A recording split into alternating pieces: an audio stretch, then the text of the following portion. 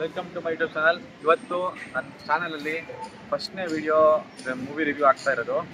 ಇವತ್ತು ಎಕ್ಕ ಮೂವಿ ನೋಡೋಣ ಅಂತ ಬಂದಿದ್ವಿ. ಫಸ್ಟ್ ಡೇ ಮಧ್ಯಾಹ್ನ ಶೋಗೆ ನೋಡೋಣ ಮೂವಿ ಹೇಗಿರುತ್ತೆ ಅಂತ ರಿವ್ಯೂ ಮಾಡ್ಬಿಟ್ಟು ಹೇಳ್ತೀನಿ. ಫಸ್ಟ್ ಸಕ್ಕತ್ತಾಗಿ ಮಾಡಿದ್ದ, ಆಮೇಲೆ ಲೈಟಿಂಗು ಸಕ್ಕತ್ತಾಗಿದೆ, ಬ್ಯಾಕ್ಗ್ರೌಂಡ್ ಸ್ಕೋರ್ ಯಾರು ಮಾಡಿ ಸೆಲೆಕ್ಟ್ ಅನ್ಸುತ್ತೆ, ಸಣ್ಣ ಸಕ್ಕತ್ತಾಗಿ ಮಾಡಿದ್ದಾರೆ. ಏನಂದ್ರೆ ಡೈಲಾಗ್ಸ್ ಕೆಮಿಸ್ಟ್ರಿ ಸಕ್ಕತ್ತಾಗಿದೆ ಈ ಮೂವಿಯಲ್ಲಿ. ಫಸ್ಟ್ ಹಾಫ್ ಅಲ್ಲಿ ಹೀರೋಯಿನ್ ಸಂಜನಾ ಆನಂದ್ ಅವರು ಮತ್ತೆ ಇವಾಗ ಸಕ್ಕತ್ತಾಗಿರುತ್ತೆ. ಆ ದೇವಸ್ಥಾನಕ್ಕೆ ಹೋಗ್ಬೇಕಾದ್ರೆ ಪಂಚರ್ ಅಂತ ಎಲ್ಲ ಬರುತ್ತೆ, ಅದು ಸಕ್ಕತ್ತಾಗಿದೆ. ಇಂಡಸ್ಟ್ರಿಯಲ್ಲಿ second half come back movie ಒಳ್ಳೆ ಸೈಕ್ ಐತೆ. ಥಿಯೇಟರ್ ಇನ್ನೊಂದು ಅವರು ನಿಮ್ಗೆ ಯಾರು ಇಷ್ಟ ಆಗ್ತಾರೆ ಹೇಳಿ? ಸಂಪದ ಇಷ್ಟ ಆಗ್ತಾರೋ ಮತ್ತೆ ಸಂಜನಾ ಇಷ್ಟ ಆಗ್ತಾರೋ? ನನಗಂತೂ ಸಂಪದ ಇಷ್ಟ ಆದ್ರು. ಮೂವಿಯಲ್ಲೂ ಮತ್ತೆ ಮೂವಿಯಲ್ಲಿ ಇಲ್ಲ ಅಂದ್ರೂ ಸಕ್ಕತ್ತಾಗೈತೆ.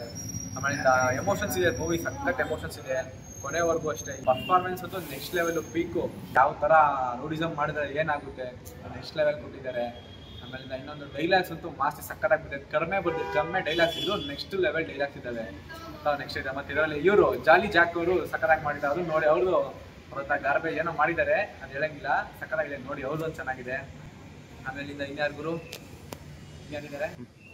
ಓವರ್ ಆಲ್ಗೆ 10ಗೆ ಎಷ್ಟು ರೇಟ್ ಮಾಡ್ತೇನೆ ಅಂದರೆ ನಾನು 10ಗೆ 10 ಕೊಡ್ತೀನಿ. ಬಂದು ನೋಡಿ ನೆಕ್ಸ್ಟ್ ಲೆವೆಲ್. ನಾನಂತೂ ಇಷ್ಟು ದಿನ ಆಗಿತ್ತು ನೋಡಿ, ಸುಮ್ಮನೆ ನಾರ್ಮಲ್ ಬರೀ ಹೈಪ್ ಬಿಟ್ಟೋದು. ಬಟ್ ಈ ಮಾತ್ರ ಎಕ್ಕ ಮಾತ್ರ ನೆಕ್ಸ್ಟ್ ಲೆವೆಲ್ ಕ್ರೇಜ್ ಇದೆ. ಆ ಮೂವಿ ಸ್ಟಫ್ ಸಕ್ಕತ್ತಾಗಿದೆ. ಸ್ಟಫು ಬಂದು ನೋಡಿ.